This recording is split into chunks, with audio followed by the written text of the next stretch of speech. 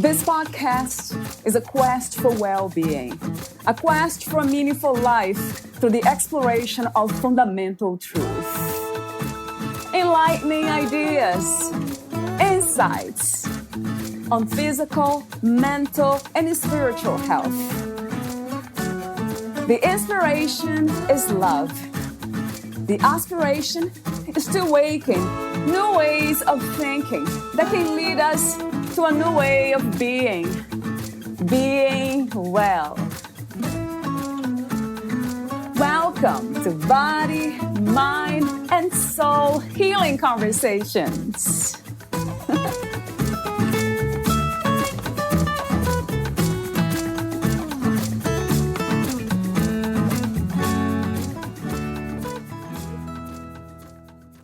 The transformative journey that women over 50 often experience is a journey of authentic self-expression, purpose, and legacy.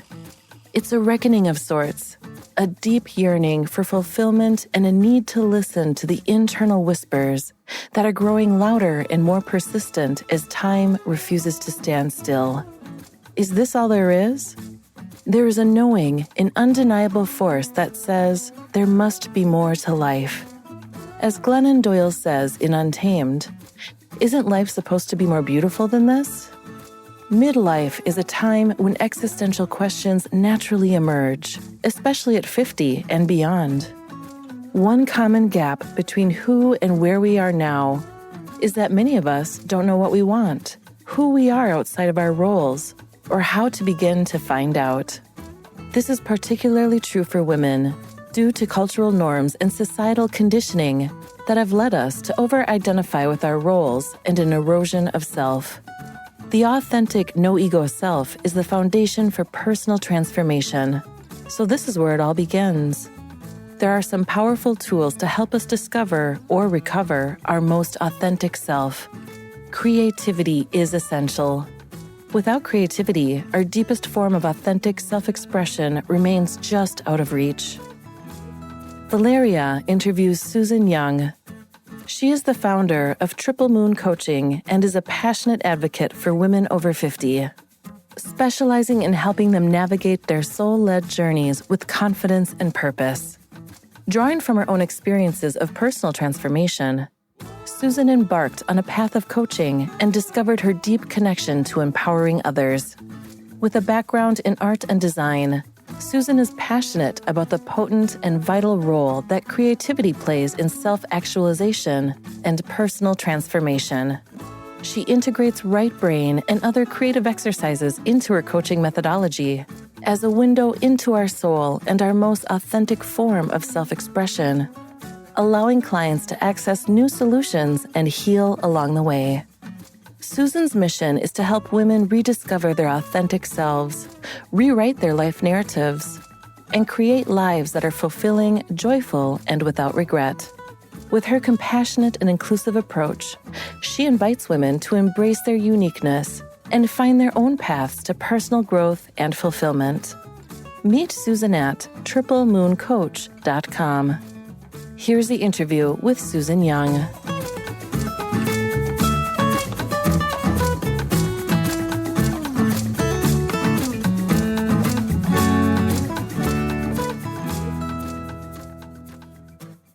In your own words, who is Susan Young? I am an empathetic, busy-brained, creative soul with a sense of humor who is continually learning and evolving. Yes. I love the idea of learning and evolving. And then I can't help but ask the question about what is your understanding of evolution, or what is your vision for it when it comes to yourself? Where do you see yourself, let's say, at the end of your life? What would that look like? Yeah, for me, evolving is, based in continually learning and being open-minded and kind of following the next step and just trying to reach my highest potential. And for me, that's kind of been a journey that started later in life of sort of deep self-reflection first, Right. and and some healing. You know, I kind of went from coping to healing, and I'm feeling like I'm in a thriving phase right now. Yeah. And as I move through this, I find that I'm wanting to reach outward, you know, and part of that is my mission with coaching, but also, you know, I'm on somewhat of a spiritual journey. Yeah. And so I'm just curious as to where that takes me, and I'm open to, you know, following that path and seeing where that takes me. Because I know there's more. Yes. So it is open, the idea you have. It's not established, it's not fixed. No, not at all. I really don't know what it'll look like. Yeah, that's a beautiful answer. I usually think myself, I think about peace, being quiet enough to just kind of be in the moment. So there's it always goes back to me to peace, not happiness, but peace. Yes. Just being quiet enough to listen to the real sounds of life. Yes, that resonates with me too. And I also think of the quiet, the stillness, and peace, and also just like noticing beauty. Yes, Susan. Yes, and if I could, if I can be a bit ambitious, it would be seeing beauty everywhere in everything. It's almost like the idea of seeing God everywhere in everything, which it is the truth to me. That's a spiritual concept or understanding, but it really feels like that. Talk to me for a moment about this spiritual journey that you are on now. What does it feel like? It feels like an opening, sort of a little bit of a surrender. Yeah. I, you know, did not grow up in a religious household. Yeah. I think through some of the things that I went through, I kind of had a bit of a hard shell around that. There was also some sort of inherited family judgment around religion. Yes. So I think I've, you know, for much of my life kind of held it at arm's length. Yes. And what really resonates with me is more, you know, of a spirituality than in any organized religion per se. Yeah. And I think for me to really kind of tap into that and really connect, I had to come to an understanding of it that makes sense for me. Right. And for me, I think that what I've landed on in words that works for me is sort of a greater collective consciousness. Yes. And what is how would you describe that, the collective consciousness? I think it's warm.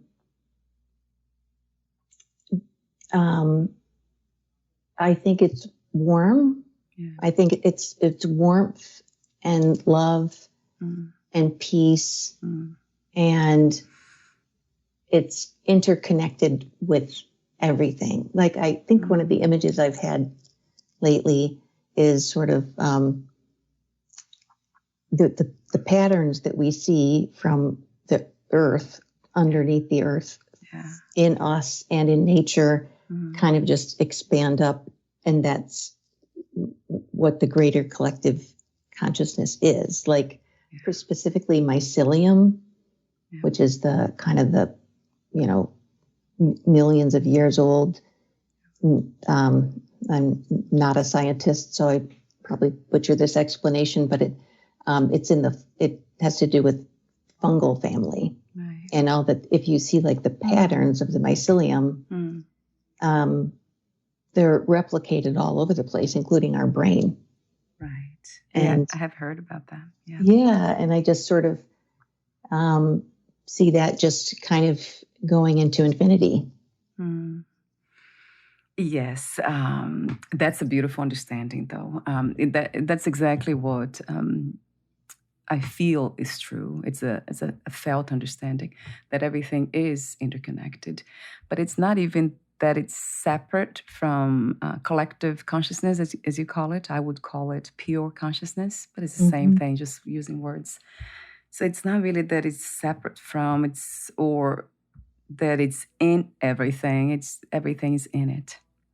So it's almost like all this is happening in consciousness, pure consciousness, which is interesting to kind of reflect upon. So everything is infused with this energy, essence, this fundamental truth or substance. Yes. Yeah, that's how I feel too, Susan. And that's it is from a different kind of philosophical perspective, Vedanta. I'm a student of Advaita Vedanta, but it's a non-duality kind of. It is a religion from India, but it's not a religion for me. It's still based very much on science. It's almost like the science of spirituality when I think of Vedanta. But how did you come across this understanding yourself?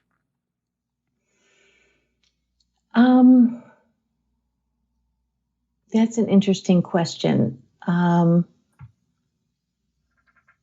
I think I kind of came to it from what didn't resonate with me. Yes, yes, that makes a lot of sense. I was just kind of considering some terms I hear all the time, and I thought, that there's something that doesn't resonate with me about it, and what is that? What could it be instead? And I think I just sort of kind of backed into that. Right. And it just, I don't know, it just made sense. And honestly, there was some input, I think, from a documentary I saw on after death experiences. Yeah. Yeah. And that just kind of, I don't know, it just kind of plugged some things together for me, and I was able to relate to my spirituality in a way that I hadn't been able to before. Yeah, it sounds very intuitive and natural to me, the way you came across this. A question that yes, I know I mentioned the word God before. Do you also use the word God, or you try not to because of all the baggage it has? Yeah, it actually, that is a word that I don't resonate with. Right. And I, totally respect and force everybody, so many people use that word. And often you hear it in, someone says the word God, and then however you may interpret that, source or anything like that. But so it's, obviously however anyone interprets it. But for me, I can't get away from the connotation of like an entity. Yes, separate from us. Yeah, right. Separate from us and some sort of being. And, especially the gender. So many times I hear the he. So true. And then sometimes people say, well, I call God a she, and I just don't picture it as something that's gender, that it would have a gender. Right. It's kind of like, just for me, that just didn't, it just didn't sync with the way I'm understanding it, if that makes sense. It does, yeah. So you're very intuitive. Yeah, the same thing with me, although I grew up with the Catholic religion and all that, but then very quickly I kind of went away from it. And then I started exploring different philosophies because it seems like my path has been of understanding and, let's say, guiding principles for life has been always philosophical or spiritual. So I never really went to science to find answers. But I do see that scientists and spiritual seekers, they have one thing in common, which is the foundation, the main thing, which is truth. They are trying to find the truth. So that kind of really always resonates with me when I think about scientists, when I talk to them.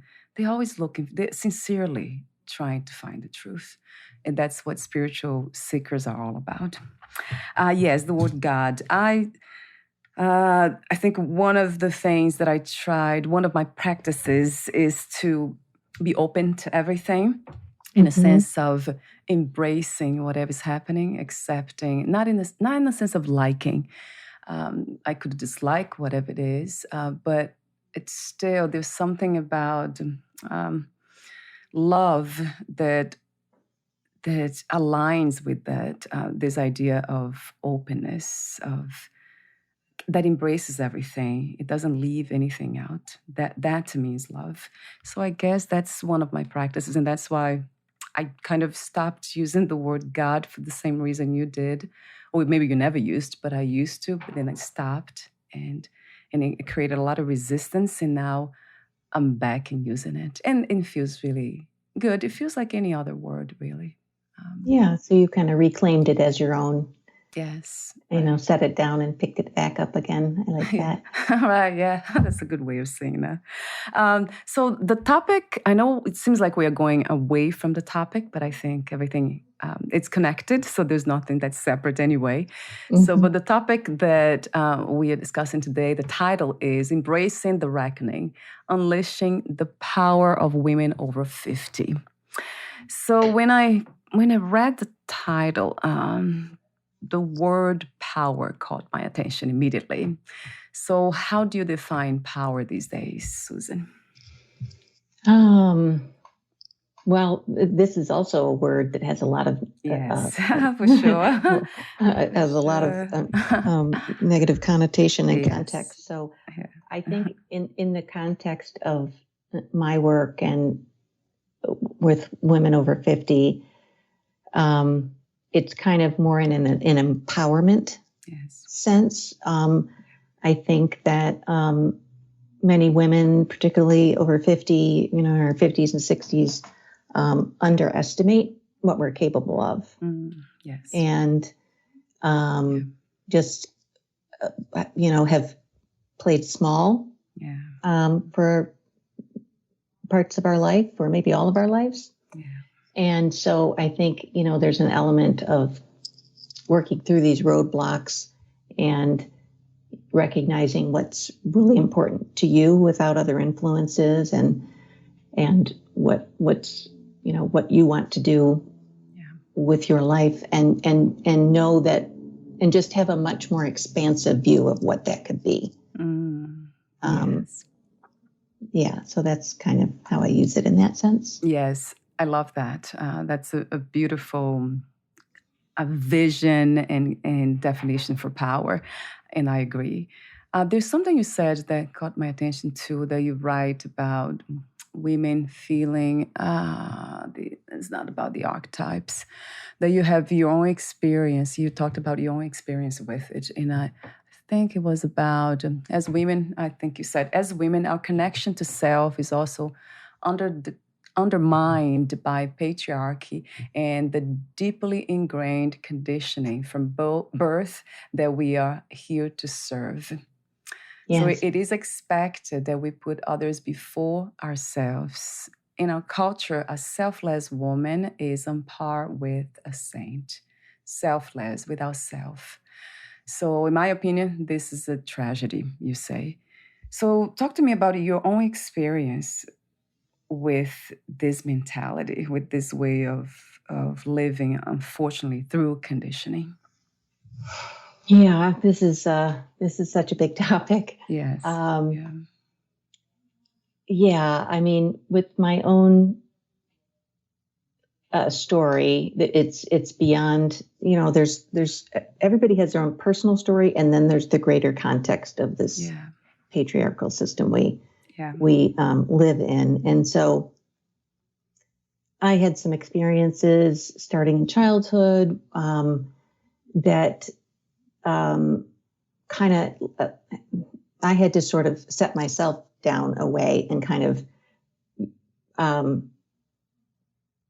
try to behave and act and do as to please a parent, right? Yes, so you will, all children will set aside who they really are for the sake of attachment.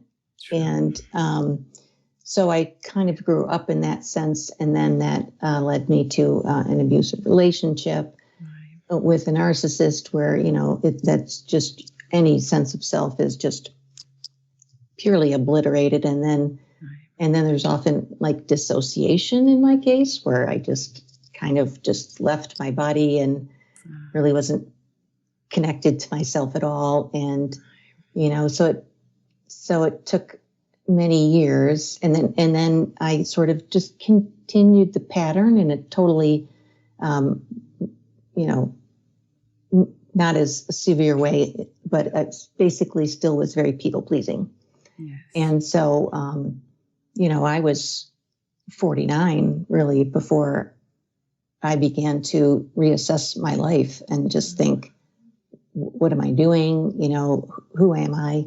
And started answering those questions. And for me, the first thing I actually had to do was reassess my relationship with alcohol.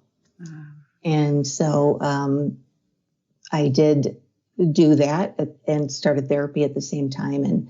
And nothing could really happen until I stopped drinking. So I did that. And that was kind of the first step of a deep unraveling of, reassessing every aspect of my life. But, it was, back to the system, we're all raised, we are applauded for doing it all and, putting ourselves absolute last. And so, when we're applauded for putting everyone else before ourselves and being selfless, then, I think we lower the value of ourselves. Yeah. Maybe not consciously, but we may feel we're not that important, and that we don't deserve to be seen and heard. So yeah, there's just a lot in this. Wow. First, I want to say I'm sorry for what you went through. It really saddens me. And it has been my own experience, of course. So it's coming from that resonance, like I'm almost like feeling my own the old self that was suffering, having a lot of challenge, going through these challenges as well. And I still do. So with the people pleasing, I guess, in my case, setting boundaries. And I wonder if this ever goes away, because I think I got much better. So would you say that this is our own inner work? It's up to us to change our entire culture, each one of us women, or the system has to change? Yeah, how do you see this evolution per se? Yeah, that's a great question. And I actually really believe that for every woman that can, as we said earlier, sort of step up into their power and prioritize themselves without guilt and authentically express themselves without apology, and discover what they're really passionate about, what's most important to them, and create a future that's purpose-driven. Every woman that can do that and go into their fullest expression and live up to their highest potential, I think has a collective impact for all women. Because every time a woman does that, they step out of the patriarchal system that wants us to keep small, that wants us to continue to put ourselves last and to not really think about it. Right. And so, for every woman, I think it's an act of resistance in and of itself. Right. It's so true. I agree that this is the way to really change something, changing ourselves and then becoming this impact in a sense of inspiration. When you say the patriarchy, we are not talking about all men, right, No, Susan? Because of course not. I interview a lot of men here. They're very different. And I want to be sensitive to that. I think I say a patriarchal system, and maybe someone would interpret that as some sort of man hater, but that's, Yes, yeah. not at all. And there are many men fighting to change the system, Yes. recognizing the damage Yes. that it does. Right. But the fact still remains that we really do. It is a system. It's been in place for thousands of years. I mean, it's going to take a long time to, undo it. And it's not to say that that the goal is a matriarchy. Yes. It's kind of a finding that balance. Yes. Yeah. And what would we call that balance? What would be the name for it? No, not patriarchy, not matriarchy. What would that be called? Do you have any idea? I don't know.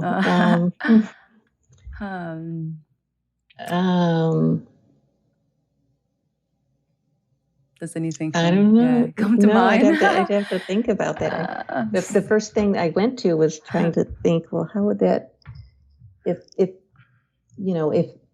we all kind of lived up to our highest potential, how would that connect to like this idea we were talking about of the collective, the pure consciousness? Yes. Because I think for anyone to reach their highest potential and really reach their highest potential, they have to do a lot of inner work. Yes. Right? They have to do shadow work. They have to really understand who they are deeply and set boundaries. And there's so much healing that has to happen and thriving for someone to get to that place. Yes. And if we all got to that place, our world would be completely different. Yes, and absolutely would. I can't help but think that way because, well, I think more in spiritual terms when I hear the word the highest potential. So I think about going deeper, as you said, into what we are, not even who we are, but what first. And then get into that realization that everything is connected, that there's no separation between it. Essentially, there's no separation. That's the ground that holds this reality together is one. It's infused in everything. Or even going deeper than that, that essence it underlies everything. So everything is in it. So I think once we get to that understanding, then it's and then becomes a practice. Then healing automatically happens because then we relate to our own selves, body, mind complex differently, in a sense of self-love, self-respect, self-trust. And then we tend to do this with others too, because that's the place we are coming from. So I really feel that, Susan, I think we are talking about the same thing when you say the highest potential. It might not only be in a sense of talents, in your case, art, exploring creativity or feeling more joyful by just doing the things from the heart, as I say, like doing this podcast, hosting, doing what I do. This is something that I would call, let's say, living from the heart. It's almost like the body, mind, in alignment with the truth that everything is connected. So I do things that benefit myself, body, mind, and others. So that's my, let's say, my understanding when it comes to doing. The being, it's always here. It never left us. It will never leave us. But the doing, it's the alignment with that I think it's very interesting. So are we speaking about the same thing when it comes to the highest potential concept? Yes, I definitely think so. I don't mean like, reaching a pinnacle of a career or anything like that. Yes. Yeah. More like, identifying the one thing or several things that, you were here to do, and finding that spark and that passion and following that for the greatest good of all. Yes. Right. So how can you follow that passion? How can you make the greatest contribution to the world and the collective consciousness and, just finding that that purpose and following it, and just to the greatest extent as possible. Yes, so we are speaking about the same thing. Yeah. The only interesting thing that you said that it's kind of a question comes to mind immediately is what we are here to do. So it sounds a bit like you talking about purpose, a sense of purpose or destiny, or some sort of soul. Some people call soul alignment kind of type of living. So what do you mean when you say what we are here to do? Yeah, and I really resonate with the soul alignment. I use that a lot in what I like to support and guide women through to kind of discover that. But yeah, I mean, sort of a life's purpose. I feel, for just using my life as an example, I feel like finding this holistic coaching path is it for me. It's my way of giving back and reaching out to other humans and just having impact with other people. And for everybody that gets to that place, it's not just them either. There's a ripple effect in their entire life. So it's kind of exponential. And for me, I feel like I wouldn't be who I am today without everything that I've gone through. So I really wouldn't take any of it back. It's all led to who I am, and that's all led to the work I'm doing now. And so I feel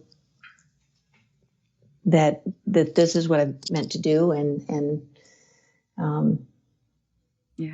So there's a feeling of acceptance too, doesn't it? Embracing what has happened in a case of traumas, or the way we have been brought up. It's my case.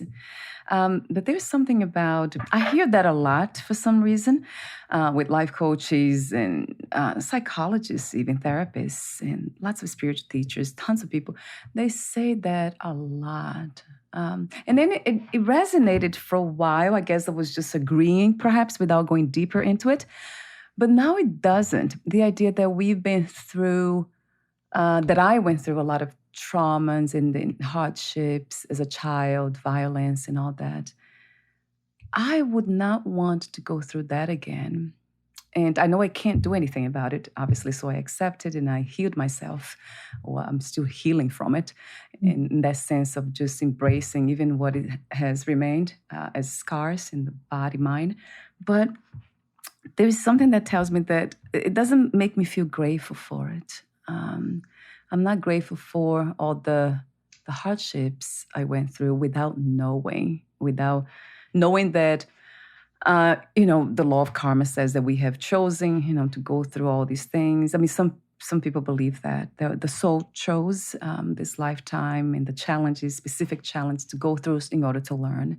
And then there's the law of karma that says that because we did whatever we did in the past, they were not so nice. Now this is the time to pay back. It's a payback type of thing.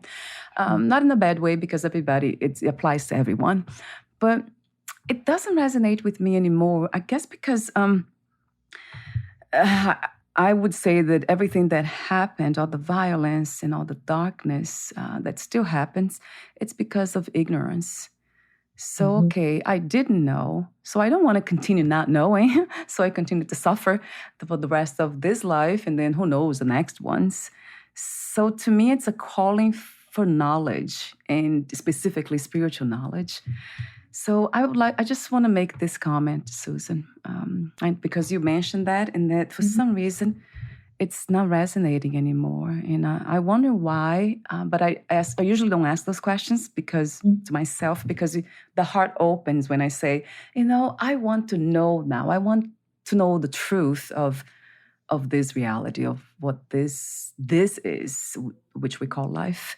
So that really resonates so true that everything else, it's okay not to push away, but not to kind of gravitate towards it, like the concept of being grateful for the hardships. Yeah, I would definitely not say I'm grateful for the Yes, right. hardships. That's good. I guess it's just more of an acceptance that it all happened, Yes. and it's made me who I am. And so, and like you said, I think there's a big element too of just acceptance and letting it go, and accepting that we don't have control, and now focusing more on awareness. Yes. Of everything. Yes. And I think that it's kind of a pattern I've noticed lately, actually, where when I think there's a problem, or I'm just feeling uncomfortable in something, it feels like this big mystery in my head that I have to solve. Yeah. And then sometimes I'm just amazed that really all I have to do is just let it go, or just shift a mindset. And it's so much simpler than I, try to make it when I'm trying to think harder about it. Yes, right. Yes, the surrender. I think you mentioned that in the very beginning when we talked about who are you, or before record. I'm not sure that word. There's something about surrender. Yeah, letting it go. That's, I don't know, has that flavor of peace. It's very light. So talk to me about the Triple Moon Coaching. That's the company that you founded. And again, you are a holistic life coach. I love the name, Triple Moon Coaching. What was the inspiration for the name, Susan? So I wanted to have a name that was intrinsically feminine, because I mainly work with women over 50. So I wanted it to somehow imply the femininity, and also to tie in the holistic nature that my methodology includes sort of a mind, body, spirit approach. And so I researched, I looked up all sorts of plants and animals and trees and symbols, and I came across the triple moon symbol, which is like a full moon, or in the center by bracketed by two crescents, each facing out. Yeah. And when I read the symbolism behind it, I knew that was it. And so it represents, or they correlate to the three significant stages of a woman's life: the maiden, the mother, and the crone, or sometimes known as matriarch, which I like a little better. Yeah. And the community that I work with is in transition and embodies the latter two phases simultaneously. And the each of the phases represents a part of our life. And so the archetype of the mother represents creative energy and abundance, while the matriarch represents wisdom, self-knowing, and intuition.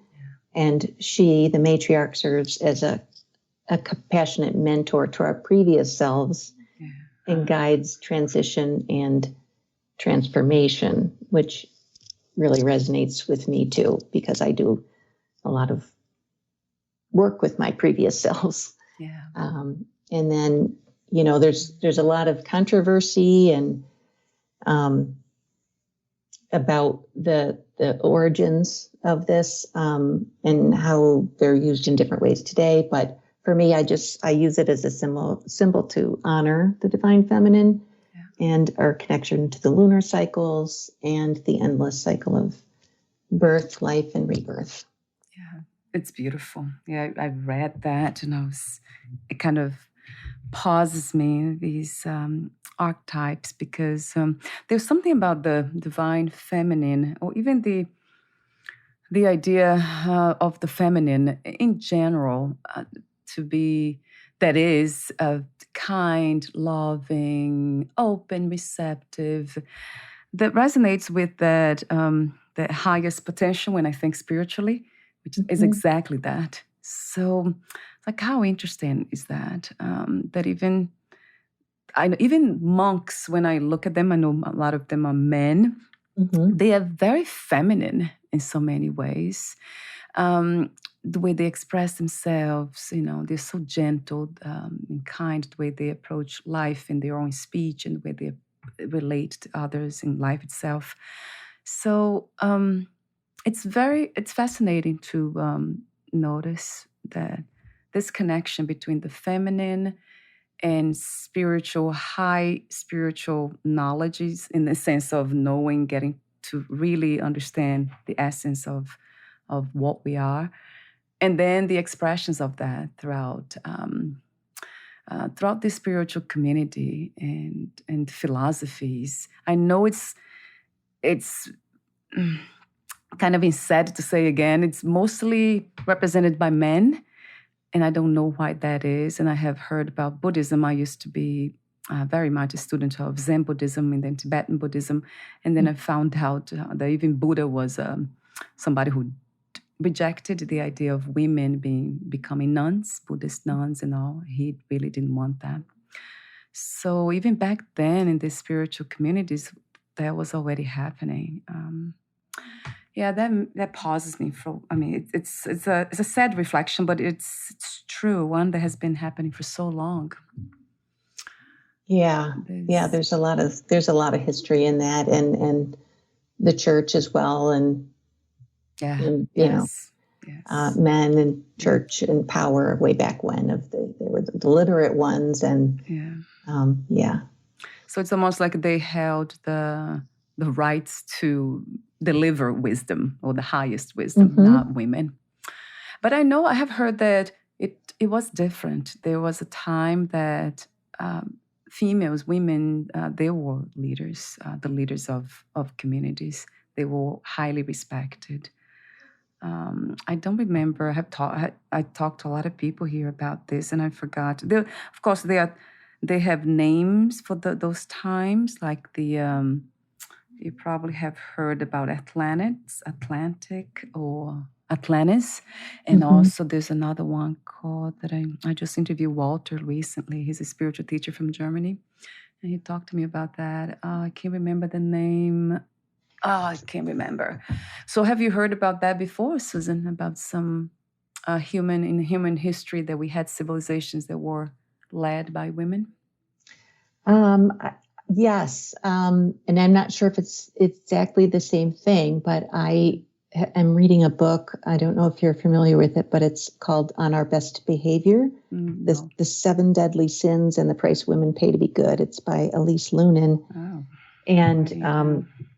she takes each of the deadly sins and Right. dives into them in depth and kind of looks at the historical origins of how these sins relate to women. And the first part of the book has some really complex history into the patriarchy and kind of before the patriarchy. Yeah. And I'm going to completely butcher this because I'm just saying off the top of my head, but in lay speak, the one thing that really stood out to me was that long ago, women worked in communities. It literally, like, it takes a village to raise a child, and that's what happened. Women supported women. It was, a community, and nobody was by themselves. Right. And it was very powerful. And that's the way that women work together, I think, so well. And I don't know exactly what happened. I don't remember this part, but the women were isolated. They were pulled apart out of these types of communities where they could support each other. And that's really kind of when the patriarchy began. We didn't have that support anymore. Right. And we were then in this situation where we're by nature never meant to be in, isolated and just trying to do everything on your own. Yes. Gosh, yeah, I heard about that. Yeah, of course. The civilization. I forgot the name. I can't remember. But yes, it might be we are talking about the same thing, I would say. So now we see that happening. So women have adopted the patriarchy kind of mentality, and they have done exactly that. And we still see today so many women who are, because I interview a lot of, I think they are feminists, but they're also women empowerment, and they have so much knowledge about, and it's not just intellectual knowledge, it's applied knowledge. I see the way they have taught me so much to collaborate, to be, let's say, to come together, with other women. Because I have them in my community with the podcast and all, and we will still work together. And I'm so incredibly grateful by the way they teach, because they are probably 20 years older than I am. Mm-hmm. And they found me from the very beginning when I started the podcast, 2019. And I remember talking to them already, and they already teaching me how to treat other women, how to see them in a different light, in a way that was not preachy. They are not trying to. It was just the most beautiful thing. I'm still in contact with them, but it's never like the conversation that we have. It's never about, let's act this way. It's almost like putting this new, political party together to be against the system or whatever. It's not like that. It's just so natural, so fluid, that shows me true wisdom. And that's how I have become more, let's say, the body-mind complex in that sense, because I do believe that the spiritual part, where I know it's everything, so it's not female or male, but the body-mind, it's really, it resonates so much that does what they have taught me without any resistance. I learned to see women, even women who act like men a lot of times, even them. I would say more brain, like they're more brain than heart. They have less connection with the heart and more with the brain. That's how I see it anyway. But yeah, I would love to hear from you. Have you had other women around you like that? Yes. I mean, I think one of the things that I've noticed as I've moved into thriving is that I really crave authentic, meaningful conversations, such as the ones that you have all the time on your podcast. Yes, yeah. And so I've just, over the last few years, really developed some deep friendships of all different ages. Yeah. People that are 15 years older than me and have so much wisdom, and it's just such a new thing for me to experience so much support from other women. And I feel like, like the history we were talking about, it's just natural for us. And I think there's so much power in that. Right. And, unfortunately, many of us have internalized the patriarchy, and part of that shows up in criticizing other women. Right, when women are just put down other women, and that is not serving us in any way. Right. And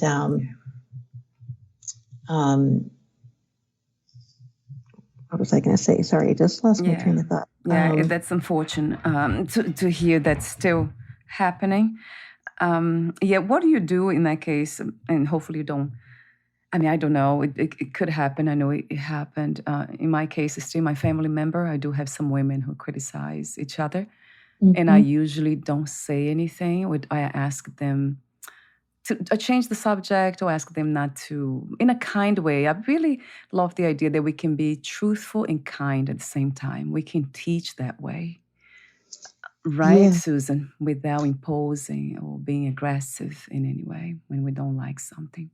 Yeah, that makes me think of sort of about a definition of boundaries. I think that when someone can really state boundaries in a clear way, it's like the person if someone's not being treated well, the persons that's not being treated well can lay down their boundaries in a kind way. Yes. That with just direct, clear communication, expressing what they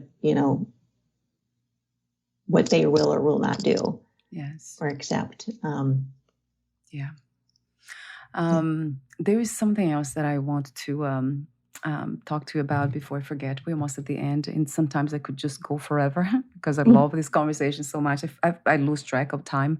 So there's something else I want to talk to you about. Yes, something that you said that also resonated. You said the authentic no-ego self is the foundation for personal transformation. So this is where it all begins. That's really beautiful and very much needed. But then we have to go back and kind of define, understand what the authentic no-ego self is. So I would love for you to elaborate on that, Susan. Yeah, I think that for us to really understand our vision for the future and what we're really passionate about, and make plans that are intentional and aligned, we really can't do any of that until we really know who we are. Yeah. Kind of goes full circle to other parts of the conversation where, yeah. Many women are just on a hamster wheel and have been running for so long that, all these years have passed and we haven't stopped to think what's changed, if anything. If they ever were really that connected. I know in my case I wasn't. So it's really an important place to start. And this is where I like to incorporate some creativity. Yes. Yeah. And that can kind of come in many different forms, and it's not forced arts and crafts type thing. Yeah. Right. Right. It's, just kind of trying to tap into the right brain, which allows us to kind of get out from like overthinking and trying to solve a problem and figure out your future just from thinking. And there's a number of exercises that one can do to kind of tap into the right brain and kind of, and when the two hemispheres are working together, it allows new pathways to kind of open up and for people to come to new solutions. Yeah. I like to consider how people process information and what they resonate with. Like, for example, if someone really likes to write, maybe this would be a journaling exercise with some prompts and free writing, no punctuation, no stopping. Kind of like Julie Cameron talks about in her Artist's Way book. Yes, I have the book. Yeah. Yeah, I love that book. Yeah, me too. And, or image prompts, there could be a series of images on a slide and you ask a question, very open-ended question, and select an image and then talk about why and, have some follow-up questions on that. Or maybe it's intuitive art, again, with the prompt that, when you're not trying to create anything that is supposed to look like anything. It's just intuitive. Or even, if some people just like to do things, an experiential creative experiment, like activity out in the town. It's all very dependent on the individual and kind of, again, how they like to process information and what they're trying to do. Right. And everyone can do this. Absolutely. Yeah. It's for everyone. Yes. I mean, I think a lot of people are very quick to say I'm not creative. Yeah. Yeah. And, the fact is that we are creative, all of us as humans. And I think people think if they think that they can't draw, that therefore not creative. Right. It's unfortunate how many people actually have shut down that part of the art because Mrs. Bueller told them in the second grade that their tree was wrong.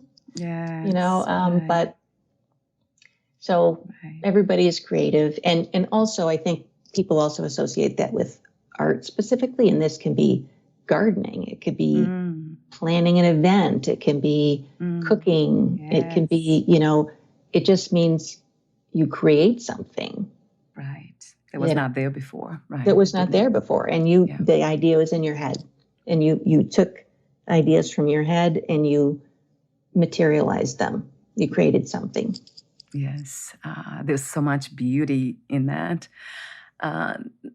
In the process, I'm not even speaking of the outcome, the process of creating something. It's beautiful to me. It really feels that way. Talk to me for a moment before I ask you my ending questions about embodiment and somatic work, Susan. That's another tool.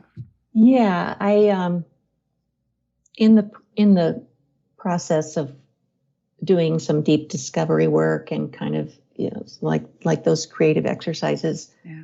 Another method is to really just pay attention to the body, and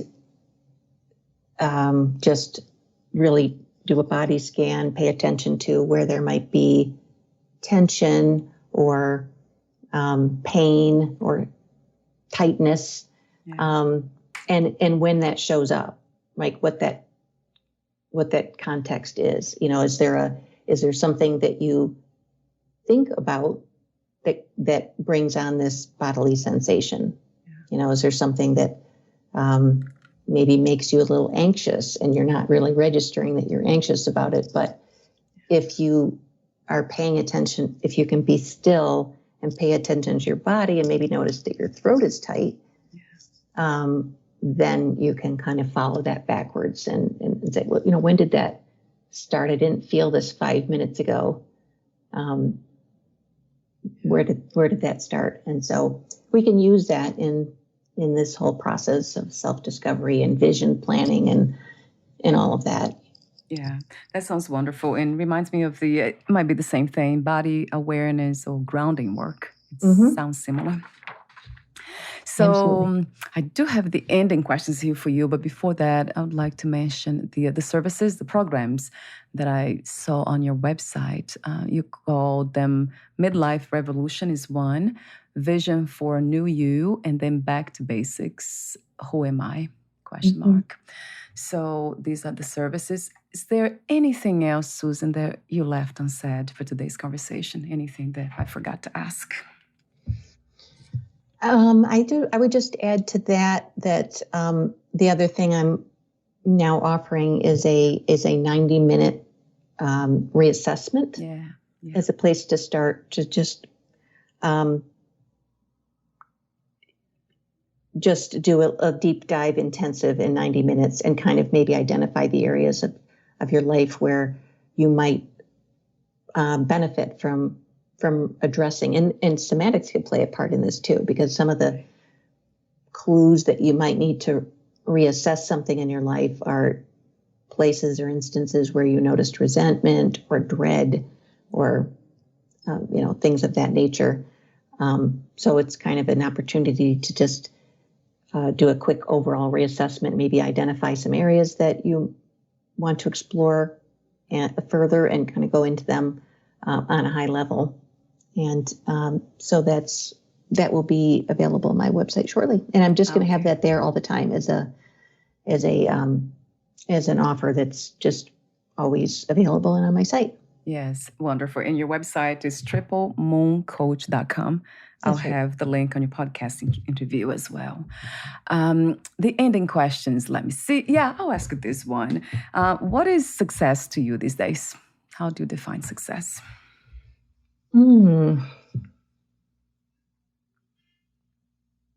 I would say success to me now is being completely 100% okay with where I am. Yes. Yeah. Oh, I love that. Wow. What's not to love about that?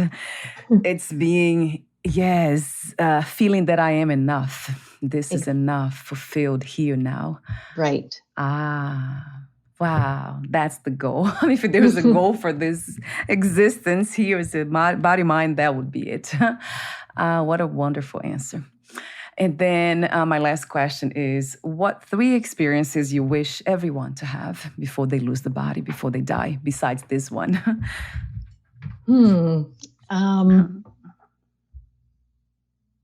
I would say to be loved and to love unconditionally.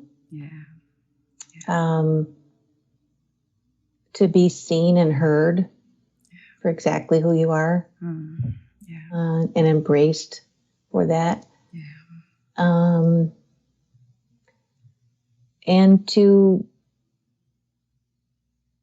have the experience of full, authentic self-expression. Yes. Wow. Thank you so much, Susan, for your presence here today, for the beautiful work you're doing in this reality, for the beautiful message, profound messages, and for being you too, for being open to life. Thank you. Thank you so much for having me on and talking to me about this. I really appreciate it. Oh my God, it felt so peaceful, the entire conversation. So before we say goodbye, again, where's the best place to find more information about you and your services? Would that be the website or any other place, social media? Yeah, probably the best place where everything is the triplemooncoach.com. I'm also on LinkedIn. And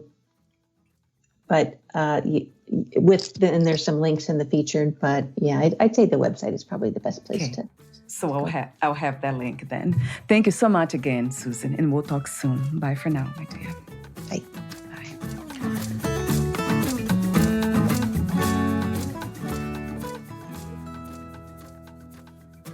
Thank you for listening.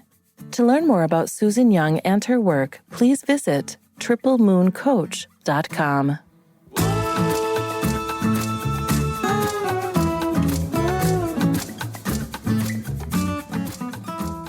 To learn more about this podcast, please visit fitforjoy.org/podcast. Thank you again for listening, and bye for now.